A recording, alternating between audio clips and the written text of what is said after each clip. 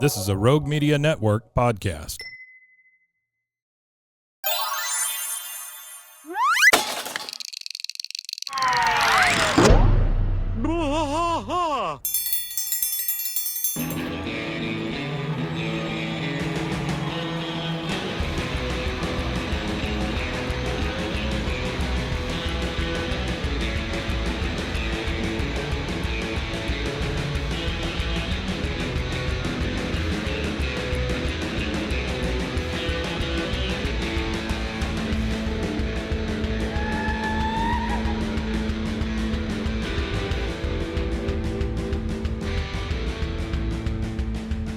I trash fight all through the night, deep in the heart of Texas.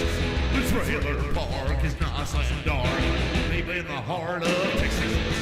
That drinks his brew and he spits his chew, deep in the heart of Texas. The TV blares, but no one cares, deep in the heart of Texas. Here we go!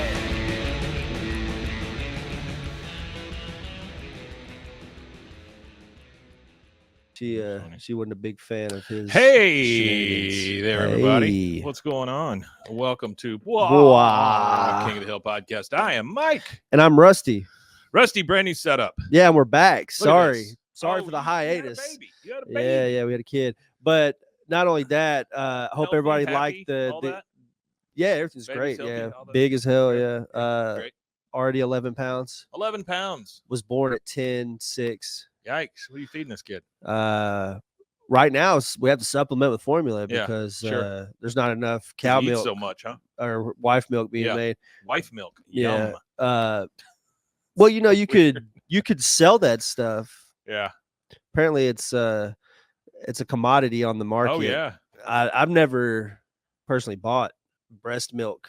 Well, I have bought breast milk, I but can say I've never brought no, you've breast bought milk. you've bought No. breast milk, but never Never human bought breast human milk. breast milk. I've drank a lot of animals breast milk. Have you ever had any other milk besides cow milk, like goat Maybe milk, goat's milk, yeah. goat's milk? No cat Yeah. milk, little Ben. No, I shy away from Ben Stiller? I shy away from the cat milk. Can you milk a cat? I shy away from the dog milk. The only species I think are cows and humans are really the only ones I've ever done. Which is probably for the best. I still think it's kind of weird. I was at the feed store, Atwoods. Casey, by the way, my buddy Casey, we were talking about a guy, Joshua Bueno, earlier. He was a student of his, and he brought up that he's at the Joe Bob Briggs thing this weekend. Oh, he did? Yeah. Shout out to my buddy Yeah. Bueno. Shout check out to Casey out Jones. Yeah, shout out to Casey Jones as well. Check out at Art of Bueno. I would say check out at Casey Jones, but don't, because I don't think he has an at. What is this? I don't understand what's going on here. Something weird's going on with my YouTube. Something weird is all going of a on sudden, with our YouTube. Well, it's all of a sudden like it's gone from my regular stuff. I don't know what it's doing here. Look at that. I don't even know what cartoon that is. That's Dale. Is that a normal? It's gone from my. Huh. Okay. Yeah, I Good guess enough. so. All right. I guess so. It just looks weird. I don't know why. Yeah, it does look a little weird. Huh. Well, anyway, We're live though, and I have to say, Mike, this might be our cleanest It looks good, doesn't it? looking production that we've done with like live. So what we're in right now, I like it. Is we're using 4K cameras. We're in the sports studio here at Rogue Media Network. This is We're what we taking do over to the go sports. live 2 times a day, 5 days a week. And so we have worked on this look quite a bit. Before, you guys were getting like a camera off the laptop or whatever. Yeah. And it was a little rough. Hopefully, did you check the sound and everything? Sounds good? It sounded All great. that? Okay. Yeah, it sounded really good. Yeah, if anybody has any things that come up, let me know. I've got the chat up too, Yeah, so if good. anybody There you wants go. to engage, interact. We got Artie. Welcome, Artie. Welcome up, back, Artie? Artie. RDX, the X Files, Artie. the X Factor. X Factor, X-Files. He's saying this is the best sound that he is Ah. the X Files, the Artie X Files. The Artie Files. Yeah. He is the Artie Facts. He He says best is says best sound That's that excellent. we've had in a while. So I guess this is Well, the go-to from here on out, guys. So no Our worries. show- We're good. our show has is evolved. always because I run this place and Rusty comes in and and we try to do it fast and try not to put a lot on Mason's plate. Yeah. This show often is like, okay, let's just do it in here. We'll do that while other people are using studios and stuff. Yeah, we're the most But at adaptable this show point- on the network. Yeah, but at this point on a Saturday and Sunday, we've got nobody back here using Studio 3, which is the No. sports studio, and so it should be ours. I mean, we can do whatever we want to back here. Well, as soon as we clear the whole floor, we got to clear the floor yet. Don't you get still Yeah. rooms to clear out? Like yeah, we're waiting for people part of to the year. leave so we Yeah. could take over the rest of the floor that we're on. First part of the year is what we're hoping for, And then, then, I hope to set up a couple of different studios in there. One being kind of a nerd studio that you and I can shoot this out of. Yeah. If not, we just continue to shoot in here. Wherever. this we is- can shoot on the roof. We I mean, can it honestly shoot in looks the pretty- basement. It looks pretty good. If you take us out of the picture, it looks pretty darn good. So, We could shoot in the back of a truck. I think that would be crazy if we could get the bed of a truck up here somewhere yeah, and just sit on the bed of a truck Yeah. and like Mason shoot the came in. shit. Here's Mason. Yeah, Yeah, going. we're Say hi. live on Say hi, YouTube.com/@BWAAAKOTH. Yeah, they can't hear you. You're good.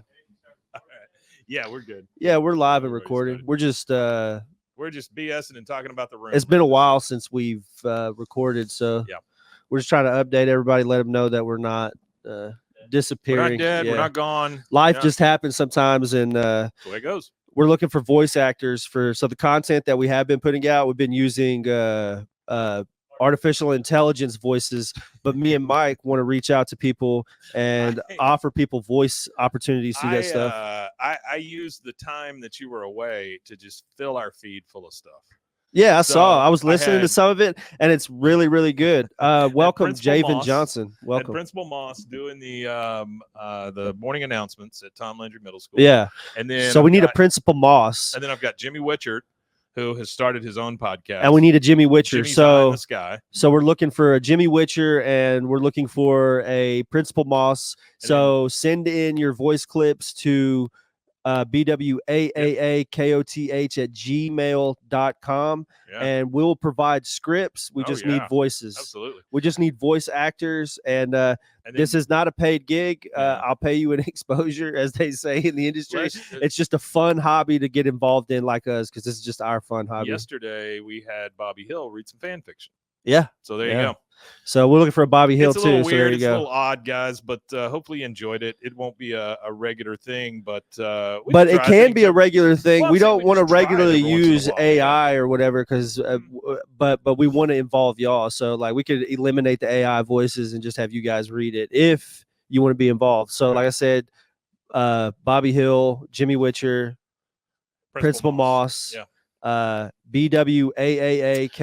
BWAAAKOTH@gmail.com, I would take a John Redcorn also. and a John If anybody has a Redcorn. John Redcorn, I would love to do like a meditation kind of thing with John Redcorn. I had a That would be buddy fun. in high school who was mixed Mexican and white. Yeah. And he was tall, and he was dark, and he had the jawline and the features, The and he had the long flowing hair. long black Yeah. hair because he was a skater. He had the long black hair, and that was his nickname was John Redcorn. John Redcorn. All right, so John here we Red are. Bean. We are back. We got King of the Hill, episode 6. Season 6, episode 17. Yep. 6 ABE 15 in the year of our Lord. The name of this episode is Fun with Jane and Jane. This is It from is. April 21st, 2002. We start this sucker with no bell, no yell. No bell, no yell, and that's because we there's are not a at season finale. Strickland propane at dusk. So it's twilight time, Yeah. The sun's going down. It's kind of orange outside. You see Hank in the window of the store, and he turns the open close sign to closed. And then right behind him, up comes Buck. Well, looky who's still here, my loyal Hank. By God, you look handsome today. Anytime Buck starts off a sentence by complimenting you, you know something's coming. And he looks, I don't know, he, in this episode, I guess the artists kind of tried to, at the very beginning of it or whatever, I guess the cartoonists tried to make him look kind of sinister. Yeah. Because if you kind of look at him, he just kind of, I don't know, Little he looks a little more maniacal than usual, I Yeah. think, in this. Like he's about to get over on somebody. Well, Hank turns around and goes, well, thank you, sir. You're welcome. Now, I need you to do me a favor tonight. See, of course. I mean, if he comes up to you that way, it's always going to be a favor. It's always going to be, you need to feed my dogs. You need to go tell my mistress that she has to leave town, whatever. Hank says, can't tonight, sir. Peggy and I have plans. romantic in nature. That's sweet. I love how Hank gets flustered every time. I love how he has to make plans for Romantic in romanticism. nature. He can't be. There is no spontaneity in his romanticism. We do find out that romance is in the eye of the beholder here in just a second. Oh, Artie said the look that I was discussing just a minute ago was the LBJ look. Oh yeah, he said he kind of so. looks like LBJ coming up on you with a question. I love when he ready to whip his the, Johnson out on you. The door later in this episode, and you can see like his big heart scars and stuff. You know? Yeah. Where he's had his bypasses. Yeah. He goes, cancel him. I got to run to my. You got to run to my farm, feed my emus for me. Here, feed him with this, and hands him a shotgun. Says, here, feed him with this. You want me to shoot your emus? I got no choice. Bottom fell out of the emu market. I'm stuck in the ass of the pyramid. I got a funny emu story for you. Yeah. He okay. said, but sir, and he goes, I want them emus dead, Hank. Make it look like a heart attack, and he leaves. I'll go ahead and give the emu fact I'll give the emu fact, and then I'll give you my emu story real quick. So the emu fact from Artie, our emu fact for the day. So in the early 90s, there was this big, huge emu craze for emu meat and emos. It was supposed to be the emos too. Emus. Late 90s, early 2000s, maybe for the emos. Yeah. For the emos, yeah, I guess the emo part. All right. So there was a pair of emus sold for like 60 grand at the height of the market, maybe. Yeah. And it says that the products were meat, oil, tail feathers. They used tail feathers. They were able to be sold for like $35 a pound. So if you get a pound of tail feathers off of emus, and that grows. An emo emu. There you go. Got it. You saw it here first. The show them picture. And last. Yeah. All right. So 1996 is when I moved to the United States, and I didn't know what to think. So we're driving from Dallas airport, and we drive all the way to here to town, and we pulled down our road. The road I lived on was a dead end. The very first street that we lived on, the first house we lived in, and across the street from us we had this big 2-story house, and then on the other side of the street it was just like trailers, trailers. Sure. And on the other side of the fence that all these trailers were on was this huge empty pasture, and there was emus on it. Okay. So the emu craze of the 90s that he was talking about, the guy that owned all of these trailers also owned a emu farm that was on the back side of it. And this is a emu farm in Belmead, Texas. There for you, Mike. Started, like the emu craze. And I used to walk to school to go get on the bus, and you could see them running up and down the fence line in the back. And I'm like, what the heck? Like, Texas is already a crazy place. And then now I've got these big ass. I was like, I told my dad, I was like, I know everything's bigger in Texas, but why are these chickens so damn big? My dad was like, they're not chickens. I was like 6. I thought they were big ass chickens. Yeah, but how old were you? I was 6. 6. Okay. I thought they were massive chickens. It was like September of 96 when we moved here. So I just turned 6 in August, but they were just big ass chickens is what I said. I was like, Dad, those chickens that's long necks. Why are these chickens like this? These are not proportional chickens. That's not the chicken we ate last night. That's for sure. Mm-hmm. And he explained to me that's the first experience with emus. I knew what an ostrich was. You're an ostrich egg? Yes, I've had emu eggs. Yeah, my dad knew that guy or whatever, and we had a couple emu eggs every now and again. Oh, really? Emu eggs are massive too. Emus? They lay eggs? Yeah. I didn't know that. Well, that's the thing is I don't know why I didn't think they laid eggs. When people say dinosaurs never existed, birds have actually been reclassified as dinosaurs. Yeah. So birds are actually a lot of dinosaurs living dinosaurs. Feathers, right? They think so, yeah, because some of the skin that they found that's been preserved, whether it be from frozen or whatever. Yeah. Bogs preserve it kind of weirdly, but they would have skin, but on the skin they would have, like, you've seen naked chicken skin, how it has a little nodules where it looks like where there was feathers, like the little nodules. Yeah. I don't know what they're called scientifically, but whatever that little chicken skin, chicken skin, little bumps. What do you call them? Goosebumps. Little bumps, little chicken skin goosebumps. Yeah. But those little raised bumps were found on the skin, so they just concluded, well, they must have had feathers too, kind of thing. So, well, there you go. maybe they were Emus, just bumpy. dinosaurs, and eggs. Eggs are good though. Their eggs are rich. Really? You know what my favorite bird egg Lots of actually yolk? is though? Is quail. Oh yeah, tiny ones. You got to Little have a tiny lot quail of eggs? you got to have a lot of them to Yeah. do anything with. But the yolk is like some of the richest yolk. Duck yolk on duck eggs is kind of rich too. Duck yolk is almost orange. It's Yeah, it's so It's thick. real rich. All right, we are now at the Hill House, and Peggy is all dolled up, and she is singing, "Did you happen to see the most beautiful girl in the world?" And if you did, what's she named? Peggy. I mean, that's about as Yeah. Luanne comes in. She says, "Hi, Luanne." And Luanne comes in the thing. She goes, "Oh, it's game night. I brought the mat from Twister, the spinner from Life, most of Operation, and a few Monopoly pieces. Can we play that, please, please, please, please, please?" She's got just an armload of these board games, right? But none of them have all the pieces. No, never do. She says, "Oh, I'm sorry, That Luanne. should be a game though. That should become a game. Is what they should do is Hasbro You take all the should chunks, take all of their games and make it into one big game. Take all the weird We could do ideas from that. each game. We could play that.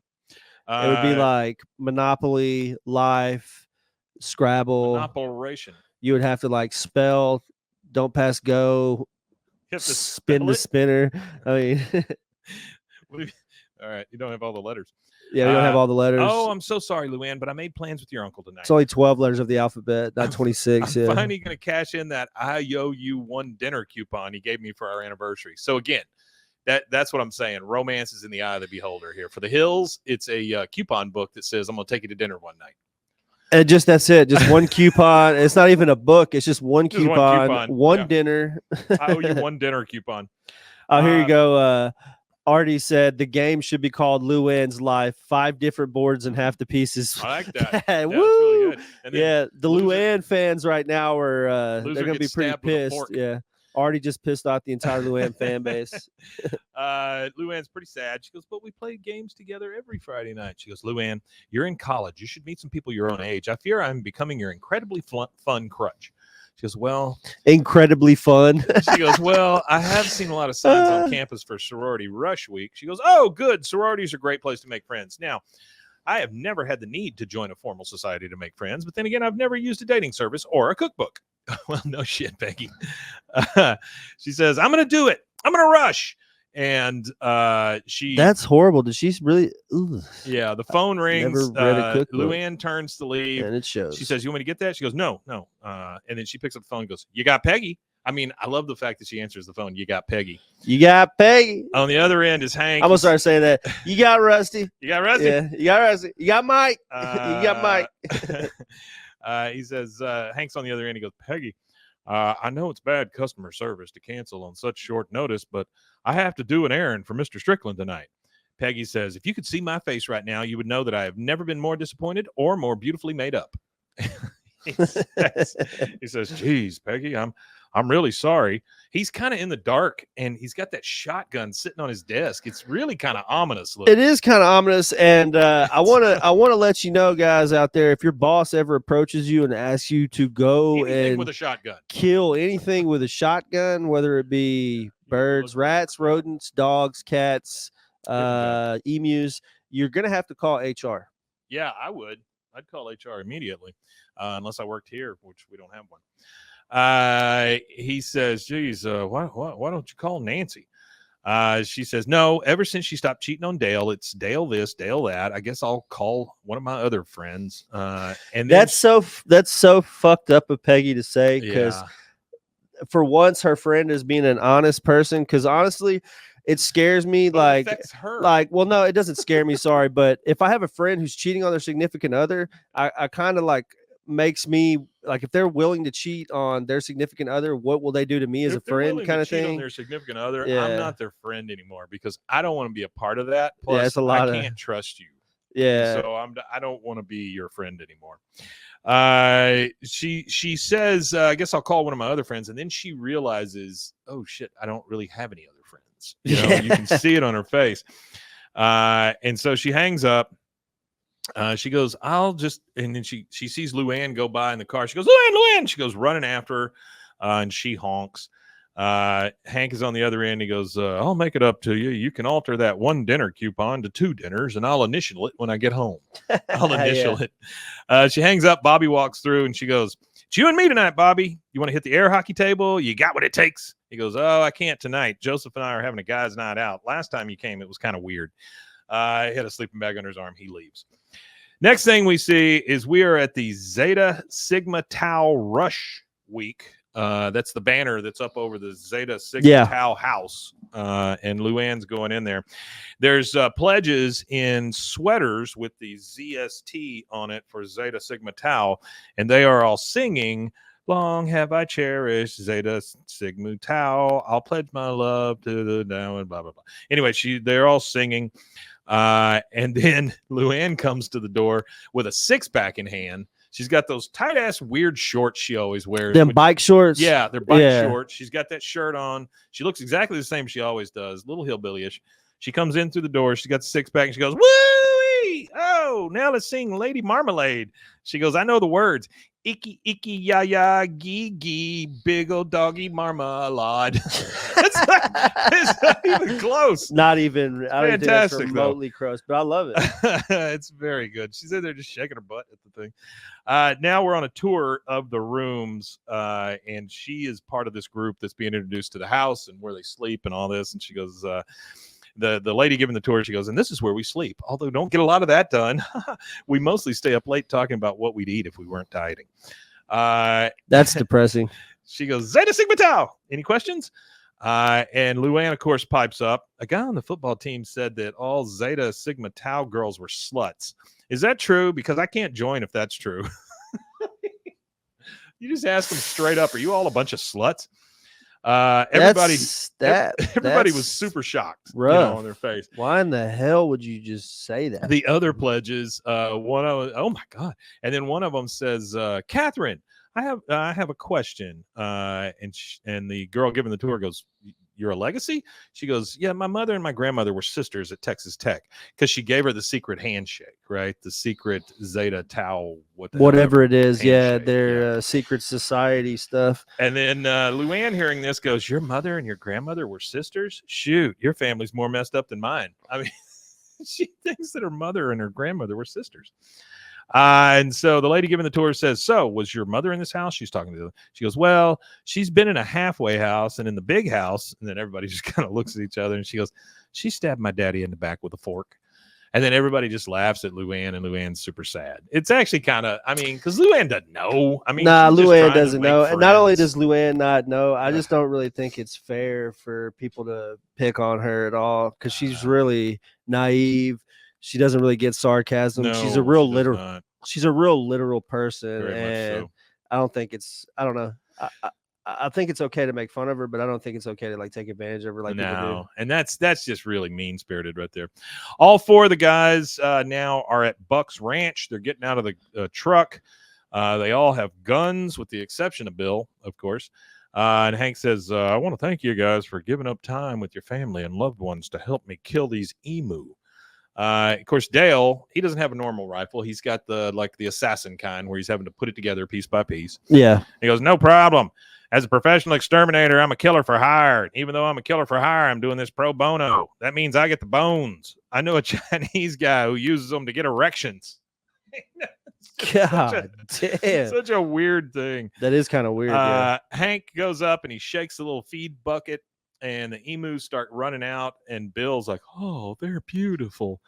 Hank starts feeding it out of his hand. He goes, oh, how do you like that? It's eating out of my hand. And they all start feeding out of everybody's hands. Hank is like, hello, fella. Like they're really taking in these emu. They think they're just gracious and beautiful and glorious and all this stuff. And Bill says, oh, it tickles. Hank, I can't kill something that tickles me. And then, of course, I can't kill something that tickles me. That's funny. Of course, Dale, cowards, move away from the emu.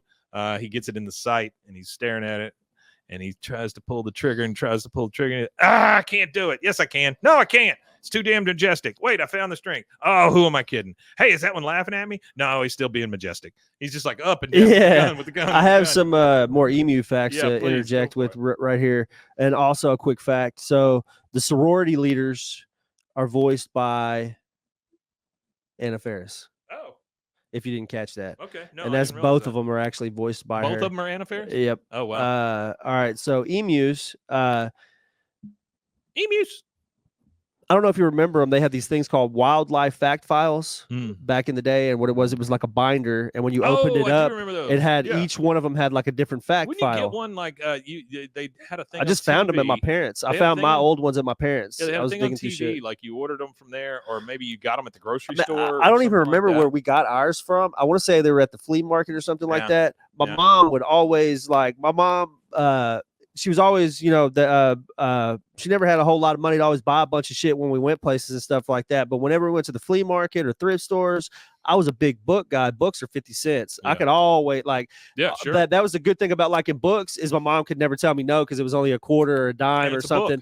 It's a dime or it's a bag for $1 or whatever. It was a book to make you smarter. Well, not only that, when you go to places back in those days anyway, you get like a bag of books for $10. You get a bag of books, not even $10. You get a bag of books for like $1. Yeah, sure. At the flea market. So hell, you could go over that's where I got them from. You could go over to Golden's Book Exchange here, used bookstore we've got. They 10 cents a piece still. I haven't been there in a long time, but at one point I had a really good trade deal going where I'd built up so much credit. If there's a book I wanted, I'd just go in and grab it, and my trade credit was so good because I'd trade books. I'd go buy a bunch of books, buy the bag full, and keep the ones I liked, and then trade out the ones I didn't. And but I'd got those fact files. So back to the fact file thing, and this is what this reminds me of. Those fact files. I went and looked for the full set on eBay. I think I'm gonna get them. They're like $80, but I got my toddler loves animals. Yeah, it's called Wildlife Fact File. It has animals, has insects, it has sea creatures, and they all have their own little fact file where it tells what they eat, their habitat, how long they live. If it's a sea animal, it tells you what range they live at in the ocean. So it's kind of a neat little thing. Well, I will say that was the nice thing about encyclopedias.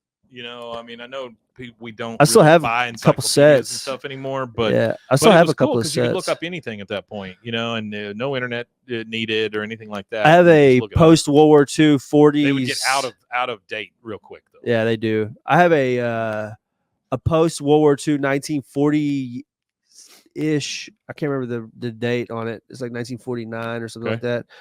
Encyclopedia Britannica set.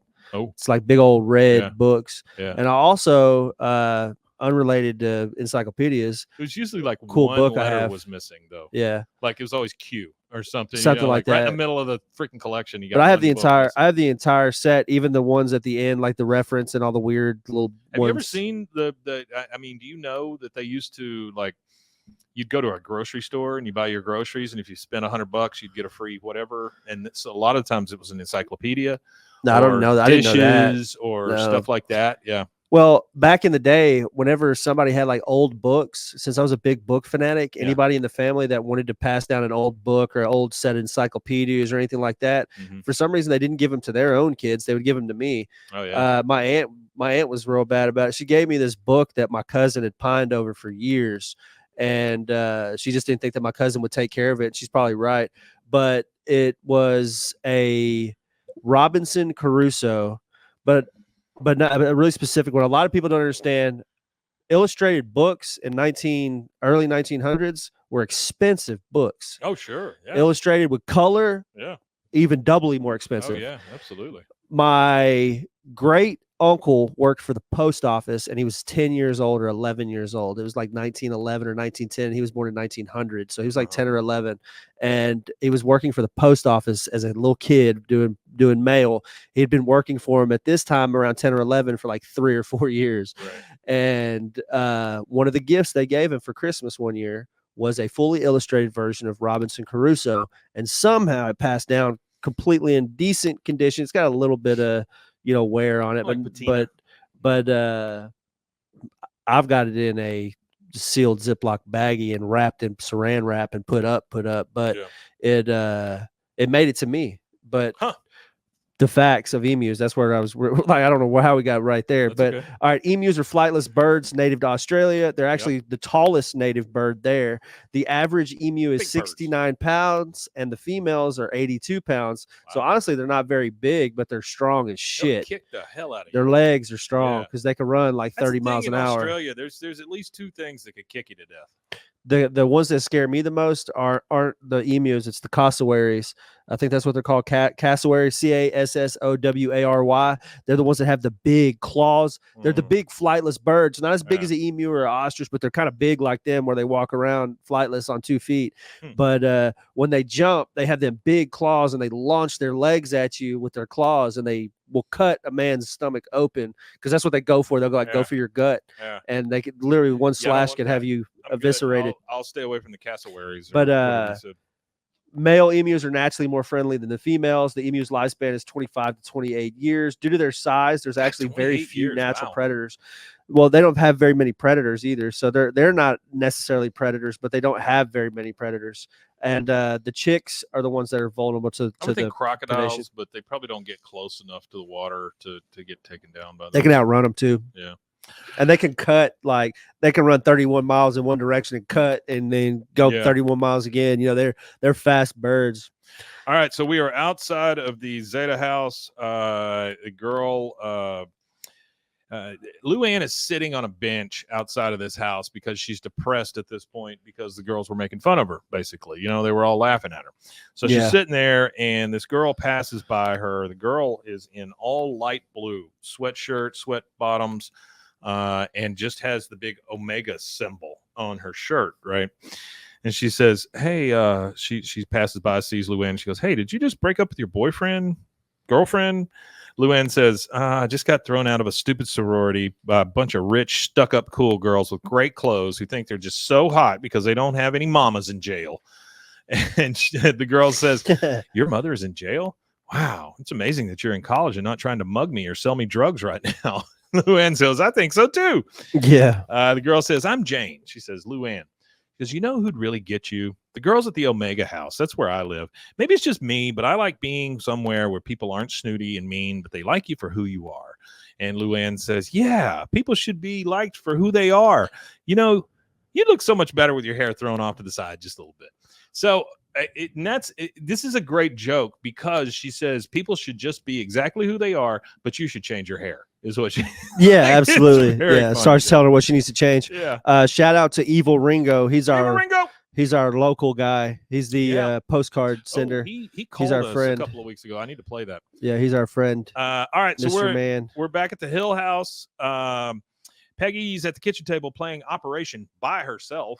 Nothing sadder than a person playing Operation by themselves. Well, of course, Peggy's not playing it by herself. She's practicing for when she plays somebody else. I don't know. She picks up a card and reads it and goes, funny bone for 400. And then well, it's practice, she though. tries to do it. And it's she keeps screwing it up. She puts a lid on it and she goes, I'm sorry, I've done all I can. And like she's a surgeon that's just letting it go to God or whatever. He flatlined. Luanne comes in and says, Aunt Peggy, guess what? I'm in a sorority. This girl Jane said that I was a natural born Omega and wanted me to move right in. I'll never have to waste another Friday night playing games with you ever again. Wow, that's a little rough there, Luanne. It's warranted though. I think it was the jab back though. She tried to jab her, so she jabbed back at her. Probably. Yeah. All right, so the 3 guys are out waiting by the Bugabago. They've gone over to Buck's house. Hank knocks on Buck's door. Buck comes to it, like I said, with no shirt on, and you can see his big ass scar right down his chest where he's had all his bypasses. Hank shows him a feather and says, "It's done, sir." Good job, old top. I'll see you at work. And he pulls the feather from his hand and goes, I could use that. And he takes the feather and closes the door. Like, I don't know what he's going to do with it, but he can use that. Bill, talking to Hank as he goes back to the truck, goes, did he buy it? Goes, I can't believe I lied to my boss. I should have done the honest thing and murdered the emus. And then we see that all the emus are in the van. One of them is sitting behind the steering wheel. Dale looks at it and goes, oh, look at Fuzzy. He looks like he's driving. Just so cute. All right, now we're at Omega House. Everyone there is dressed the same. It's starting to flesh out now and start to look really cultish. Feels a little culty. Luanne says, "Hi, Jane," and then the girl turns around and goes, "Luanne," and she says to the other girls, "This is the sad girl who drinks alone on campus that I told you about." God, there's a damn. big ass. By the way, this whole house is surrounded by a giant fence. There's like a gate to the fence in the front that it's controlled by a touchpad and the whole thing. I mean, it's pretty well locked down. Everybody moves up to the gate and they're talking to Luanne. She goes, "I'm so glad you came. Stand back while I disarm the gate." By the way, the code, I believe, is 761 if somebody wants to correct me on that, but I slowed it down and watched it twice, and I think the code is 761. Not that that matters or anybody cares, but it's 761. 761. She opens the gate. She goes, "Go on in. I'll grab your bags." And then as everybody goes in, a van pulls up, big black van pulls up. Two guys jump out in sunglasses and they say, "Lisa, we're here to help you." And they grab her and she goes, "I'm not Lisa. My name is Jane. Let me go." They dump her in the van. And then apparently Lisa's mother is in the van. She's, "Oh, my baby, we finally found you. We got to go. We got to move." And these guys are like, "This cult has lawyers out the yin yang and they know how to use them." And that van pulls out so fast, like it just peels out. And then the last thing we see before this commercial break is Luanne just kind of shaking her ass in the doorway going, "Woohoo, Omega House forever." And then that is our first commercial break. That is our first commercial break. And we'll be right back.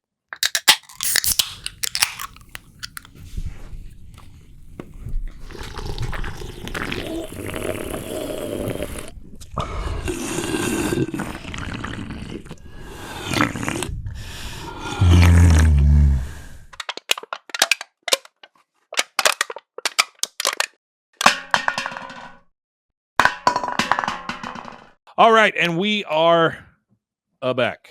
We are back at the Cult House or the Omega House. Everyone is in the same clothes. They're all holding hands. They light some candles and stuff. I mean, it's getting a little creepy here. It's getting a little culty, right? Yeah, and no, so, for sure. The girl, it's in charge, the Jane that's in charge says, "Welcome to Omega House. I am Jane. This is Jane. This is Jane. Jane. What's your name?" Pointing to the new girl. And she goes, Jane. "Bonnie." She goes, "No, it's Jane. Bonnie is the name your parents gave you. Why should they get to tell you who you are? They don't own you. What's your name?" She goes, "Jane." That's what I think's funny. They sit there and say, "Well, you get to, your parents don't own you. They can't tell you what your name is, but we your can. name's Jane. Yeah, we can. But your That's name's right. Jane. Sorry." So they all go over there and they start hugging on the girl and go, "We love you, Jane. We love you, Jane. We love you, Jane." And I mean, it is getting very, very culty. Well, that's the thing is what they say is when anybody love bombs you like that, and it's pretty cult. Oh, it can be. Yeah. If you got a bunch of people, that would creep me out, honestly. Luanne has no idea what's going on. You got to be really out of your head to. I really don't understand, and I guess I never will. Cults Is the cult behavior? Well, they say never that, like, understand it. when you realize you're in it, you've been in it for a while. Like it just sneaks up on you. Once you turn around, you look and you start looking around, you're like, "Oh, what the hell is this?" And you're like 7 years in. A cult. And we know a little bit about cults. I live 12 miles from. I live about 12 miles either direction from what was one of the worst cult things to happen, and then one that is currently active. I live 12 miles away from about each. Active? You talking about the ones out in Homestead Heritage? Yeah, Homestead. I don't like to say it out loud. A lot of people in town don't like to say it out loud either. But they definitely are very cult-like. Out to East Texas, where that one is. You talking about the original location? No. This is an ongoing cult right now. They own a little restaurant out there, and then they built this compound. The lady that runs it, the woman that runs it, says she's an alien, all of this kind of stuff. She puts out these videos and stuff. I've tried to reach them a couple of times. I thought anybody knows anybody in the ongoing cult out in East Texas, get them in touch with me because I would love to go visit. And it's not to make fun or anything like that. I just want to see how this works. I thought you were talking about the Renaissance Fair. No, I watched that. That's a different cult. I watched that with my dad. My dad, while we were watching it, while we were watching it, he thought it was like a mockumentary. No, at first he thought it was, and then they started saying like real live locations, and he paused it. He said, "This is real." He said, "What the hell is this shit?" I said, "Yeah, it's this big Ren Fair." Thing. And he said, "I can't believe this is real." He said, "This is a real thing in Texas." That dude is nuts. That dude is he's just a little nuts. That one was really nuts. The one that was cool to me though was as far as like these new recent documentaries coming out about people. Evil Ringo, sorry, said funny enough, the Branch Davidians are still active, which he is, yeah. which he is right. I've delivered packages out there when I was doing packages, Yeah. like every 2 We had years ago, one whatever it come was. in, when we were over at our last location doing an interview, but it was with a guy that really is not with us, and so I didn't keep that interview. I just didn't feel right about it. Yeah. But I mean, if we really wanted to get those folks together for an interview, I think they would all do it. Yeah, no, I'm actually I'm Facebook friends with David Koresh. No, not David Koresh. I get compared to the beard and the hair thing. Yeah. Sometimes people say Sure. cult leader. No, it was one of the girls. Her sister was married to David Koresh, and I think it was one that he had a kid with. It's her sister. Like I said, her kid's sister. I played pool with David Koresh's lawyer, but that was about as close as I got. My dad and his brothers used to be in bars a lot in this area in that time frame in the late 80s. Yeah. And they were like in their late 20s, and he was playing in all the bars and stuff on on Highway 77. Yeah. He played in all them bars up and down that he was a failed rock star. That bar mile. He wanted to be a rock star. They said he used to play in that. There used to be a bar behind the Spur, where the Spur is. There was like another bar over there somewhere. Oh, maybe. And he used to play in that bar a lot. My dad said. No, I don't doubt that. I don't know. Luanne sees all this hugging going on, and she's like, "Come on, guys, how about a pillow fight?" And she smacks one of them in the head with a pillow. The girl looks at her and goes, "What is your name?" She goes, "Luanne." She goes, "No, it's Jane." She goes, "Nuh-uh, she's Jane. I'm Luanne." She's still not getting it, right? Yeah, still, the cult girl says, not registering just yet. The cult girl says, "You're making this very difficult, Jane." And Luanne goes, "Well, here's a little trick I use to remember my name." What, you have to have a trick to remember your name? Here's a little trick I use to remember my name. Okay, I think of a man named Lou and then a woman named Anne, and they meet in a kingdom in the forest. What? Yeah, I don't even question that girl. Yeah, they're all very stunned. She's got it. Next thing we see is the Bugabago pulling over on the side of the highway, and they all bail out. And Dale, God, that is the worst smelling feces I've ever smelled. Worst smelling feces I've ever smelled. Hank says, we got to get rid of these emu before Mr. Strickland finds out I lied to him. Bill's like, no, they're cute. And he starts petting him and goes, how could anybody hurt something so huggable? Who's a good emu? Who's a good? And that thing backs up and just knocks the living tar out of Bill, kicks him right in the stomach, knocks him the hell down. The emu jumps out, starts running away. Hank, oh God, don't let him get away. And then they're still kicking, they're fighting, they're scratching, they all start running off. You hear, there's one, I got him. And then Bill says, why does everything I love run away from me? Hank's like, because you have to pet everything like an idiot. Now we are back at Hank's house. Hank walks into his house. Peggy's on the phone and she's looking through her old yearbooks. And she goes, Hank, guess what? I'm thinking about rekindling some old friendships. I'm going to call everyone who wrote Have a Nice Summer in my yearbook and tell them how it went. Well, it's just the weirdest call. She goes, you want to join Weird, me? For real. And you see Hank over on the other side of the kitchen. He's getting out some rope and tape and all this stuff, which I'm assuming he's going to go chase the emus back down. He goes, sorry, Peggy, I've already got plans. I'm making Bobby a hammock. Yeah, this rope should work. Okay, I just wanted to point out, I wrote down here, Hank is lying a lot. So he lied to Buck. Now he's lying to Peggy. He's fit. Yeah, this He's is a big. This is a big Hank deceive everybody episode. I don't think he's deceiving everybody though. Hank just wants to do the right thing, and in order for Hank to do the right thing and please everybody, he has to lie in this. Yeah, I can see that. She is not even paying attention.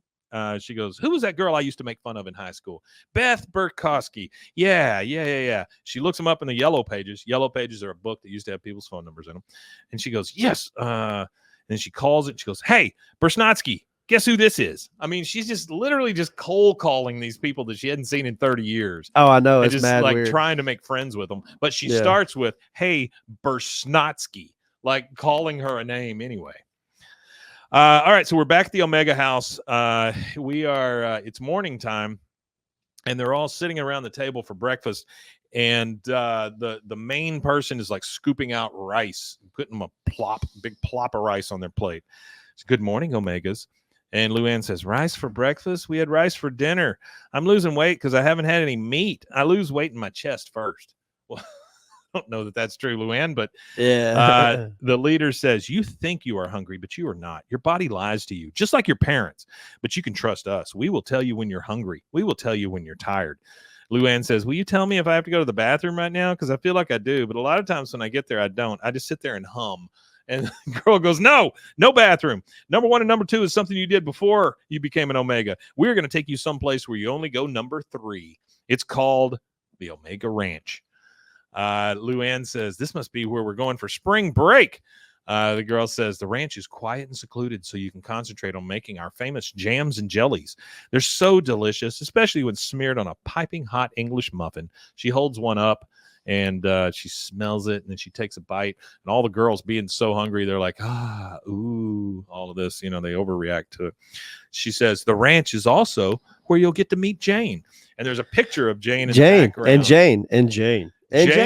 Jane is this older woman, kind of looks like she could be Peggy's mother, but she's dressed in what looks to me like a North Korea type outfit, right, with the button up top, and the whole very flannel dictatorial, thing. yeah. And she's just right over a big tub of jam or jelly that she's making, so it's a big painting.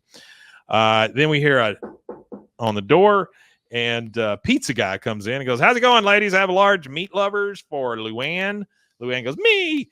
And then the leader says, you have an independent streak that makes it very difficult for us to love you. Do you like it here? She goes, well, I mean, it shows. She goes, that's kind of fucked up. They take Luanne and put her in a closet. She's locked in this closet, and the girl is talking to her on the other side of the door. Do you like it here? She goes, well, it's cold and you won't let me sleep, and you lock me in a closet, but I've made a lot of new friends. So yes. That is the brightest way to look at any of that. The girl says, I can assign you 10 friends for life or 0. It's up to you. Do you understand? I said, do you understand? And then Luanne starts to nod, like the lady's going to be able to hear it on the other side of the Yeah. Okay.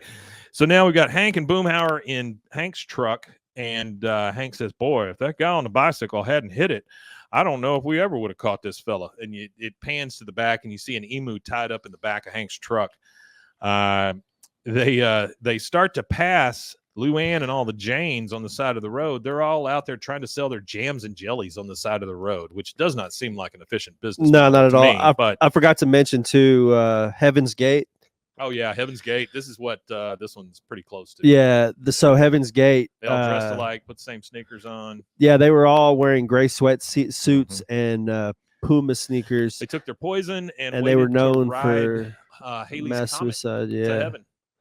Yeah, that's what it was. They were going to grab onto the tail of Haley's Comet. Yeah, man, it was insane. What were they? I wonder how much of this is mental health issues and how much of it is drug related. I think there's probably a little of both, but I think a lot of it is a control thing, and people just are so lonely and to a point where they're just like, I just need to be a part of something. Yeah, that's what they play on. Well, Artie mentioned on the most too vulnerable people. Well, yeah, see, that's another thing that Artie mentioned. He said that there's a practice that cults tend to deprive people of protein. Oh yeah, because after they did, you're weaker. Like protein is one of the things you need like a lot of and 100%. The most of. So they kind of started they make you weak and defenseless, and you're more susceptible to being brainwashed if you're deficient of protein. And also, how in the hell did that pizza guy get past the gate? I don't know. He just came right in. I thought. Yeah, that guy just appeared. Yeah. And so they're out there on the side of the road going, jams and jellies, get your spreadable fruitsies. And then Hank pulls over and he goes, Luanne? She goes, Uncle Hank, if they catch me talking to you, they'll throw me in the closet again. So she says it out loud. Yes, sir. We have blueberry. I'm so tired and hungry. Tastes delicious on muffins, bagels, or crackers. And they haven't let me pee in 2 days. I think they're trying to drive me crazy. Hank says, are you drunk?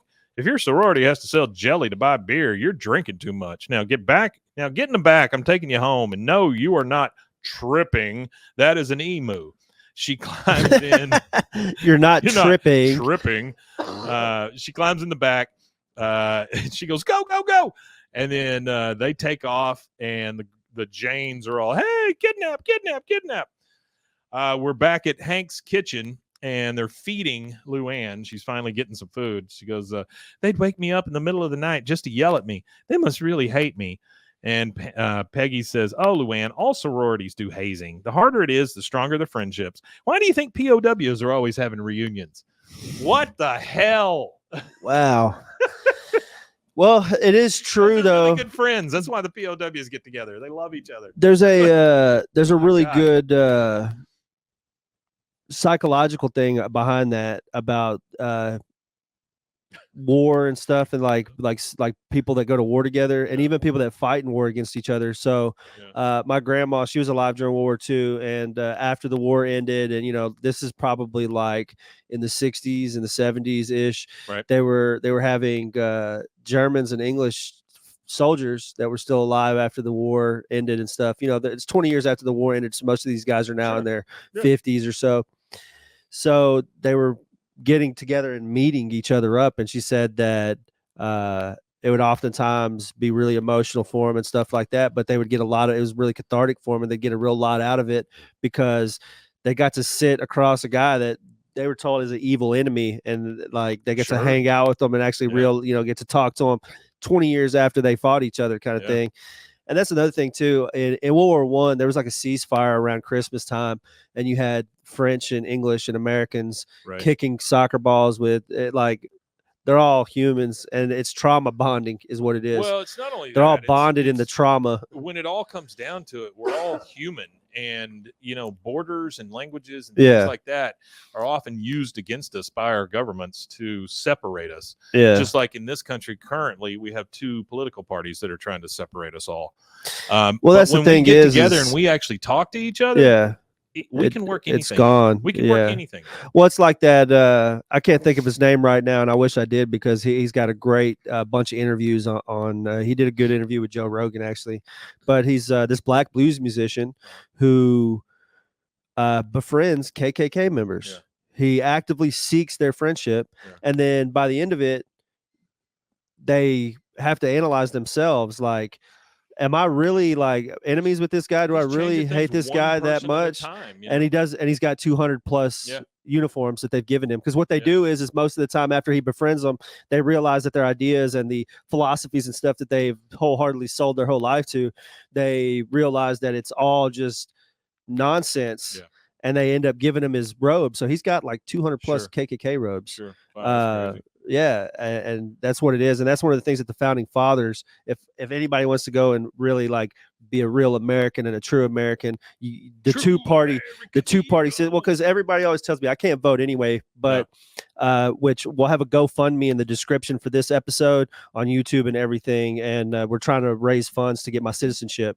So we're trying to get that taken care of. A USA person. But to me, it's un-American to say that you have to pick one of the two choices, because if you go back to all the founding fathers' philosophies, they all spoke out against a two-party system, and how a two-party system only is installed or only comes into power into place to give you the illusion of choice, because there is no choice if you only have two choices. That's true. I was watching that debate the other night with the vice presidential candidates. That was actually good. It was a good debate. They were cordial. They were. You could tell that those are two statesmen. And I looked at my wife and I said, why don't these two run together? Because I think it'd be better if we had a Republican and a Democrat in the White House at the same time. I think it would be better. It'd be a balance of power. It would be a balance. To work out everything. They'd have to work things out. Not only that, I just think that how much easier would it be to work with the House and the Senate at that point? Their discussions and their talk or whatever, it just felt like it was two guys that really wanted to fix things and want things to be all right. It really did. Both it's of them two guys like to me that I didn't hear a lot of rhetoric. Are more humble in their experiences than the two other ones. I just don't feel humility from either candidate anymore, man. This fight thing and all that stuff. No, I don't feel any humility from Democrats. I don't feel any humility from the Republican candidate either. And I know we don't like to talk about politics too much, but me and Mike are purple. I don't care either way, and I don't think any choice is good right now. I just want whatever happens. I need a nice, easy transfer of power. Please. I wish Donald I wish Donald Trump would have picked George Bush as his vice president candidate. Yeah. George Bush, huh? Yeah, because he can't be president Senior? again, but he can be vice president. No, Junior. Okay. I like George Bush, even though we went to Iraq. Other than that, he was all right. Limp handshake. Gas was so much cheaper during George Bush's time frame. I passed a billboard yesterday, and this tells you exactly what I'm talking about here. Passed a billboard yesterday. It said, cheaper groceries, cheaper gas, vote Republican. What? There's no promise there. You can't, there's nothing to hold you to that. That is just pandering. It's simple ass pandering, and I'm really, really tired of it. Yeah. I am, again, listen to me when I say this. I am not Republican. I am not Democrat. I am right down the middle, and I haven't voted for either party in a very long time. I vote for whoever else because I don't want to be responsible for any of it. I'm going to let you know who I'm going to vote for. My first vote as a United States citizen will be for he's insane. Kinky Friedman. Dead Kinky Friedman? Oh, he's dead? Yeah, he's dead. Damn. Daryl Davis is the guy who collects KKK robes. Already helped me out. I couldn't remember his name.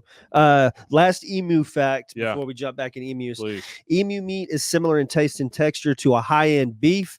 I can attest to that. I have there's a website called Fossil Farms, and they do a lot of exotic meat and stuff. And sometimes, you feel a little high end. You go in there and get you a couple of ostrich steaks sent to the house. They're really not that bad. It's cheaper to order ostrich steak to the house and cook it at home than it is to go to a steakhouse and order a full steak dinner of beef. So every now and again we'll order the ostrich steak and get it in. So there used to be a really place here in town called O&H Rare Foods, and they had all of those kind of steaks, and they had ants and chocolate. They had shark meat. They had. I wish they had something like that still. The only place that you could get really exotic meat, like straight ass German. Oh, a German thing. Yeah. I'm sure there's probably somewhere around here that you could probably get some stuff like that. I do know that the only place I know that you could get exotic meat regularly is Twisted Root. Yeah. Yeah, they do. They always got weird. Different. I had a alligator burger there one time. Meat's good. Whenever my brother-in-law comes in from England, we go there and eat. That's one of the places he likes to eat at. I like it a lot. He said that our beef over here is just phenomenal compared to what he gets at home. I'm sure it is. Yeah. Yeah. So we left thinking that, or Peggy thinking that POWs have reunions because they're really good friends. Bobby comes in and says, "I just opened the garage door and something big and feathery ran out." Hank's like, "Oh God," and he takes off running. And he goes, "I said I wanted a pony." Like it's in there for you, Bobby. It's not for you, buddy. Sorry. Peggy says, "Luanne, have you ever wondered why I spend every Friday night with you?" Luanne goes, "Because I challenge you with my intellectual." That's wonderful. I love that sentence. Because I challenge you with my intellectual. That tells you everything you need to know about Luanne. And then some. Peggy says, "It's because I never joined a sorority. I never got the chance to make lifelong friends who might drop by to drink flavored coffees, dish about boyfriends and my beauty secrets. Now it's like I am without a people I recognize. It's not like I'm without people I recognize at the supermarket, but that's just not the same." She goes, "Now, come on, get in the car. I'm going to take you back." So she's literally going to take her back to the cult that locked her in a closet. Great job, Peggy. That's rough. We're back at the Omega house. Well, Peggy doesn't really understand the situation fully yet either. I think she thinks that she's just trying to get out of it. She doesn't think. But you don't. You're right. Everything's about her. They're back at the Omega house, and the main leader is like, "I don't know who she is. We've never seen her before." They're behind the locked gate. Peggy says, "Please, just give Luanne another chance. I didn't like your jam at first, but I gave it a second chance." And so the girl turns around and she's like, "So you brought her back?" Because I'm sure that never happens. She goes, "How would you like to come in for some rice?" And then we go in the Omega house. All are kind of gathered around. I love rice, though. They couldn't even, like, when they say, "Hey, would you like to come in for rice?" I could just eat bowls of plain rice. I'm not eating all day long. Luanne looks super worried as they're still talking. She goes, "As an organization that promotes love and unity, Omega House appreciates a mother as caring as you are." Peggy's like, "Oh, I'm too young to be Luanne's mother. I am her aunt." Young to be her mother, but old enough to be her aunt. That's kind of. The girl goes, "I wish I could jump in your head and crawl around." "Well, you seem like a fascinating individual. You are probably very popular." And she's playing on Peggy's insecurities now here. And she goes, "Actually, no. It's like I was trying to tell this guy in the soup aisle yesterday. I call him Soupy. It's difficult to find people you can really connect with." Does she just name everybody? She calls him Soupy. Does she got to have a name for everybody, though? The girl. Imagine if you're the guy in the wood aisle. You're just Woody. You're Woody. Yeah. The girl says, well, people of high intellect often intimidate people. I just wrote in giant letters here, perfect for Peggy. This is absolutely the perfect place for Peggy. You know, that's the thing is with intelligence, and this is with people kind of like Peggy, the person in the room that's yelling, "I'm the smartest person in the room," Yeah. is usually Not. the dumbest person in the room, Can because be. it takes a really intelligent person to know how dumb we actually are. Well, it takes an intelligent person to not insert themselves in everything also. Yeah. She says, and you are of high intellect. Peggy, no matter what you've been told by your husband. Peggy goes, no. She goes, your father. No, not really. She goes, your mother. She goes, oh, how did you know? I mean, well, it's like the third thing she guessed, Peggy. And I mean, she goes, because we love you. We love you, Jane. We love you, Jane. And they all gather around and start hugging Peggy now. So Peggy's now part of the cult. And that is our second commercial break. We will take that, and we'll be right back.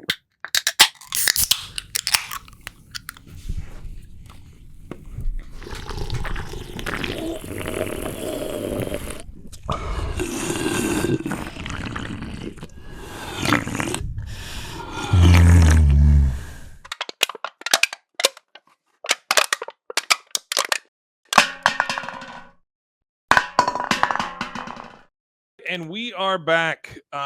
We are starting at Strickland now.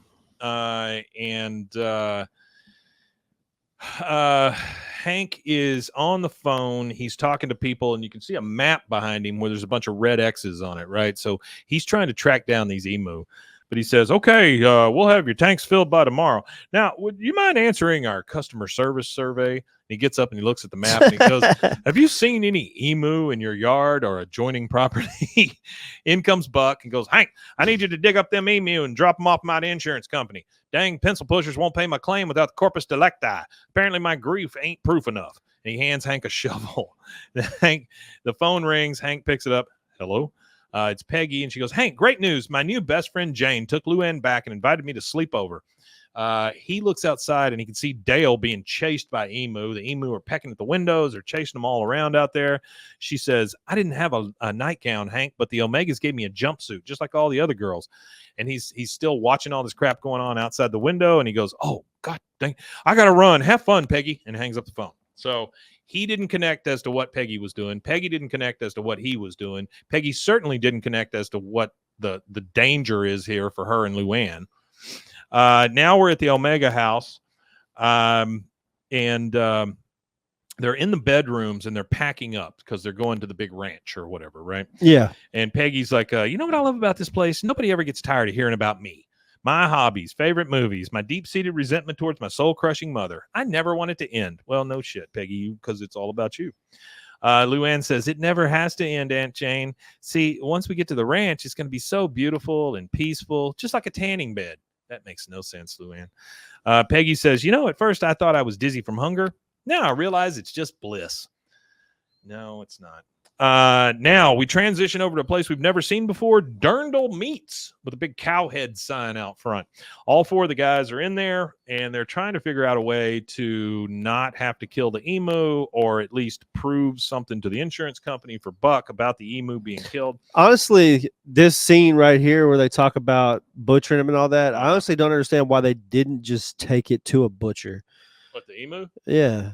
And had it butchered. They're big eyes and they're cute. They didn't want to do it. Yeah, but that removes the, like, if he wants to pay for the meat bill, then just take that thing. That's probably about how much it probably costs to have it slaughtered and cut up. Think about it though. Right this minute, they don't even have them. Like, they've all run off somewhere. Yeah, you're right. So Hank says, "Okay, we'll take 2 of the strip steaks, 3 pounds of the ground chuck, and 4 emus. Oh, and could we get them shot, please?" Butcher goes, "Sorry, we don't carry emu." He goes, okay, give me 75 pounds of beef, and you got any extra beaks you could throw in there? Dale says, don't worry, Hank, I got some beaks. Then they go out to the truck. Yeah, why has he got beaks? I don't know. You go out to the truck and you've got all of this packaged meat like you get at the butcher. You know, it's all in the white paper and taped up and everything. By the way, Hank's license plates, UD3170.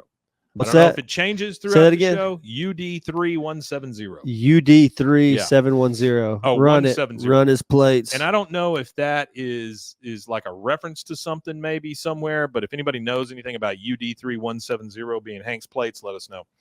Hank says, how about this? We didn't want to cruise around town with a truckload of dead emus, so we had them butchered and packaged. Mr. Strickland will buy that, right?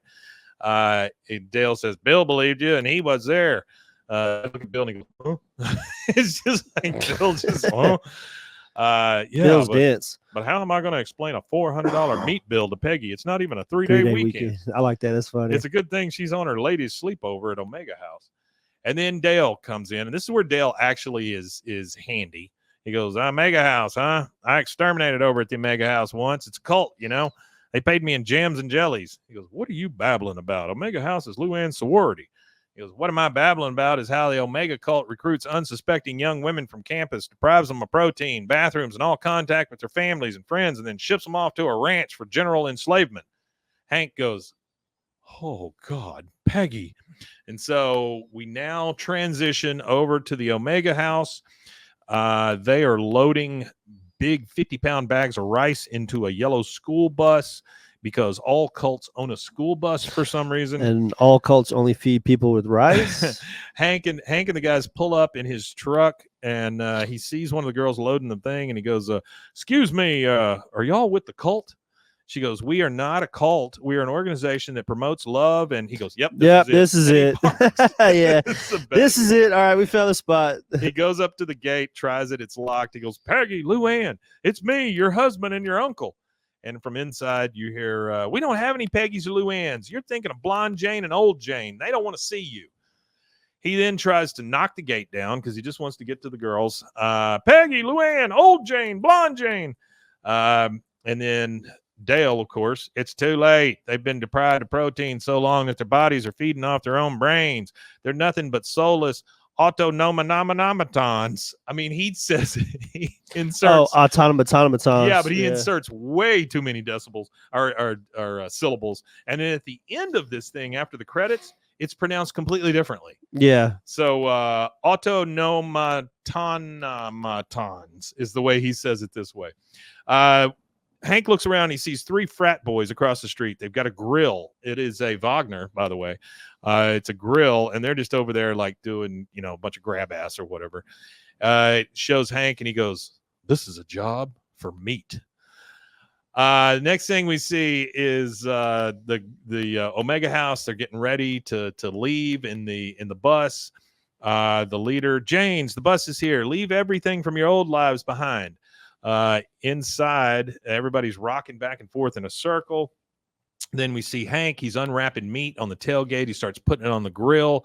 They start fanning the smell over towards the Omega House. And then the girl says, except for work gloves, you'll need those.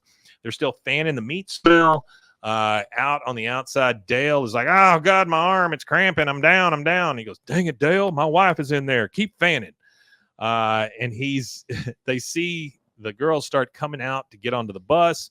He sees Peggy. He sees Luanne. He goes, Peggy, you can't get on the bus. Trust me, you joined a cult. And there's this chant that's going on now. Jam, jelly, jam, jelly, jam, jelly. As they're getting onto the bus, Peggy, she starts smelling, and she smells that meat cooking. And she comes out of her trance, right? Starts going over towards the thing. Hank says, come on. Luanne and Peggy both run to the meat.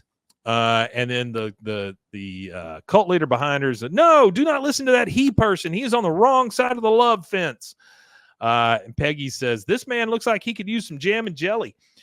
They both go to Hank. They're still inside the fence. He's still on the outside. Peggy says, I'm sorry, Hank. My new friends have invited me to spend eternity, I think, with them. He goes, well, all right, have fun then, but maybe you'd like a little bite for the road. And he forces a piece of steak into her mouth. She eats it. You can see her whole countenance change. She's like, oh, so good. And then the cult leader's in the back going, oh, Jane, get back here. She turns around, looks at her, and goes, my name is not Jane. My name is Peggy, and I love meat. And then one of the cult members is like, hey, can you smell that? The other one's like, can you? She goes, look, that guy's giving out food. I'm sorry. I'm just so freaking hungry. And they all start running over there. One of them runs over to Bill. He's feeding them a little meat. And he goes, oh, this one tickles too. Like the cult member tickles. Luanne, she starts coming to, and she goes, that's funny. I can't remember my name. I think it starts with an R. Wait. And then Hank gives her some food through the fence. She goes, it's Luanne. Like she just came out of a trance just because she ate a piece of meat. And then the cult member, she punches in the code, opens the gate. All of them run out. The main cult leader, she's like, James, come back. Jam jelly, jam jelly, jam jelly, jam jelly. James, come back. And then that is it. Everybody's out of the cult. That is it. And they are all taken care of. You see the credits. And then after the credits, or after the credits, and something happens during the credits, but after the credits, you hear autonomatones. I mean, it's just like it's 400 syllables. Whatever it is, it ain't right. Peggy hugs Hank, and they go back to the car, and she sees the emu. But anyway, we then go over to, we see Buck coming out of Strickland Propane. And he's putting his key in, and he looks in the window of his car, and in the reflection, he can see these emus coming up behind him. He turns around, and you just see his feet and his keys drop, and he goes, ah! And so he gets attacked by the emus. And then this is one of the most full credit scenes I've ever seen. Yeah, it is. You get the Buck thing, you get the automatons. Yeah, it gives you a lot there at the end. It wraps up the whole episode. It wraps up every plot. And then during the credits, it's 4 emus in the place of Hank and Bill and Boomhauer and Dale, and they're just standing there by the fence going throughout the entire credits. Yeah, and that's it. That is season 6. Episode 17. This is Fun with Jane and Jane from April 21st, 2002. It is, yeah. It was a good episode. I really enjoyed that. Is a good episode. Episode. That's one of the funner ones. That's one of the ones where both plots are pretty funny. Yeah. Mm-hmm. Some movies you get the A plot that's good, or the B plot's good. But in this one, both plots, it's like A1 and A2. Yeah, I thought it was really good. I enjoyed it. Well, guys, thank you again for joining us. We really appreciate it. Hope you enjoy the new set. Yeah, we Hope appreciate you enjoy it. the good sound. If you have anything or any reason to reach out to us, please do. You want to tell them where they can find us? Yeah, you can find us at bwaakoth@gmail.com. That's where you can email me. And remember, we're looking for voice actors for our little bit stuff that we're doing. We've done some Jimmy Witcher. We've done some Principal Moss. We've done some Bobby Hill. I would love for y'all to be involved in that. So sending clips of your voices, doing those different voices, those are the ones we're looking for. We're looking for others. We're trying to do fun little scripted stuff, and we want to involve you guys so we don't have to use AI voices. It would be a lot funner to use y'all's voices with our scripts. Also, you can find us on social media at BWAAKOTH. That's on TikTok, Instagram, all that stuff, Twitter. If y'all could go check us out there, follow, like. We post clips. You can interact with me there on most of those places and things, and we appreciate it. I've built up a little guardrail. He's building a fort. Yeah, I'm building a little fort. Hey, guys, thanks for joining us. We really appreciate it. Make sure you check us out on social media. Check out our shorts. Remember, every Monday is video like this, where you'll see fabulous things like this beautiful fort that I've built. And then Fridays we have our That Ain't Right Friday episodes where Rusty and I talk about either whatever happened in the King of the Hill community or things coming up, or I don't know, our just whatever rash we have this week. We just like to chat. But we thank you very much for joining us, and we hope you'll be around next time. We Matanye. We Matanye indeed.